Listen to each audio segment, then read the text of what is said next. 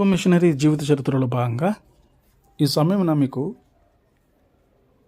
Sophia బ్లాక్మోర్ అనే machinery జీవిత చరిత్రను మీకు పరిచయం చేయాలని ఆశిస్తున్నాను. దైవభక్తి గల కుటుంబంలో జన్మించిన సోఫియా గారు దేవుని యందలి భయభక్తులతోనూ ఆత్మీయ క్రమశిక్షణలో కూడా పెరుగుతూ వచ్చారు. కొంతమంది గొప్ప మిషనరీలతో సంబంధం కలిగినటువంటి సోఫియా గారి యొక్క తల్లిగారు చిరు ప్రాయంలో ఉన్న సోఫియాకి చైనాలో వారి సేవను గురించి చెబుతూ ఉండేవారు. 20 ఏళ్ల ప్రాయంలో సోఫియా గారు అమెరికాకు చెందిన ఒక మెథడిస్ట్ సువార్థికురాలైన ఇసాబెల్లా లియోనార్డ్ని కలుసుకోవడం జరిగింది. అయితే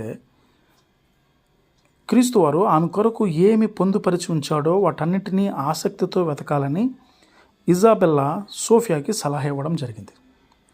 ఆ సలహా ఆమెని లోతుగా కదిలించగా మిషనరీగా మారడానికి ఆమె జీవిత ప్రయాణం ప్రారంభమైంది. ఇదిలా ఉంటుండగా అవివాహితులైన స్త్రీలను మిషనరీలుగా పంపడానికి ఆస్ట్రేలియా క్రైస్తవ సంఘం అప్పట్లో మద్దతు ఇవ్వలేదు.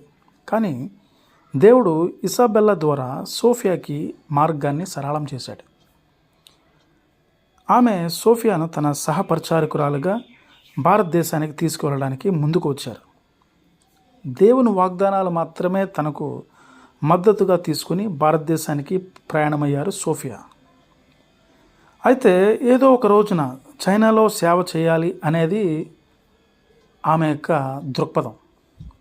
కానీ ఆమె భారతదేశంలో సేవ చేస్తున్నప్పుడు ఆమె సింగపూర్లోని ఆంగ్లో చైనీస్ పాఠశాలలో పనిచేయడానికి ఒక మహిళా మిషనరీ కొరకు వెతుకుతున్న విలియం వోల్హామ్ అనే మిషనరీని కలవడం జరిగింది. అది దేవుని చిత్తమని ఎరిగిన వారై అప్పటికే తమిళంలో పట్టు సాధించిన సోఫియా మలాయ్ భాషను నేర్చుకోవడం ప్రారంభించారు సోఫియా. దేవుని ఏర్పాటులోనూ అలాగే వోల్హామ్ మార్గదర్శకత్వంలోనూ 1887 సంవత్సరంలో ఆమె సింగపూర్ చేరుకున్నారు. సింగపూర్కు వచ్చిన ఒక నెలలోనే అక్కడ ఆమె ఒక తమిళ్ బాలికల పాఠశాలను ప్రారంభించారు.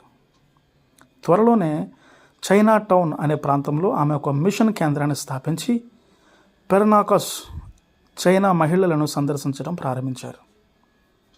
అక్కడ స్త్రీలు సత్యమును మరింతగా తెలుసుకోవాలనే ఆసక్తిని కలిగి ఉన్నవారై యేసుక్రీస్తుని గురించి తమ పిల్లలకు బోధించాల్సిందిగా ఆమెను కోరడం జరిగింది.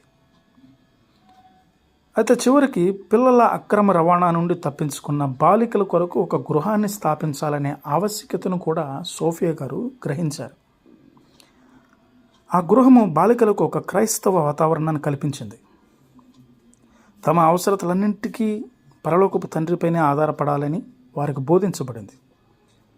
అయితే మలాయ్ భాష యొక్క అభ్యాసంలో భాగంగా బాలికలకు మలాయ్ భాషలో బైబిల్ వచనాలను చదవడం, వ్రాయడం, కంఠస్థం చేయడం అనేది నేర్పించింది సోఫియా గారు. ఆమె వారికి నిర్వహించినటువంటి సండే స్కూల్ తరగతులు సింగపూర్లోని తొలి మెథడిస్ట్ సంఘాలకి పునాదిగా మారాయి. సింగపూర్లో 40 ఏళ్ల పాటు సేవ చేసిన తర్వాత 1928 సంవత్సరంలో ఆస్ట్రేలియాకు తిరిగి వచ్చిన సోఫియా బ్లాక్మోర్ గారు 88 ఏళ్ల వయసులో పరవాసాన్ని చేరుకున్నారు. ప్రియ స్నేహితులారా, దేవుని చిత్త ప్రకారమే మీరు పరిచర్య చేయాలని ఆశిస్తున్నారా? అలా మీరు ఆశిస్తున్నట్లయితే ఈ జీవిత చరిత్ర మీకోసమే.